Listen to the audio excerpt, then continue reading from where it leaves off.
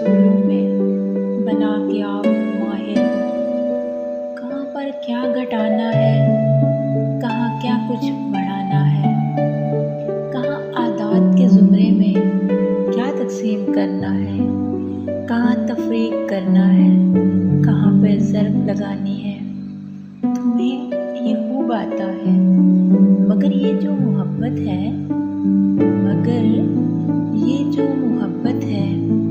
यहाँ पे ये फ़न नहीं चलता। ज़र्ब, तक़सीम या तफ़रीक चाहत में नहीं होती। ये दो के कायदे हैं बस, सदा आबाद रहती है।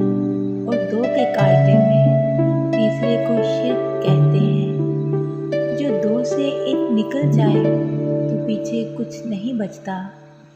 यही है कायदा इसका, यही इसकी रियाज़ी है। मोहब्बत बेनियाज़ी है, मोहब्बत बेनियाज़ी है।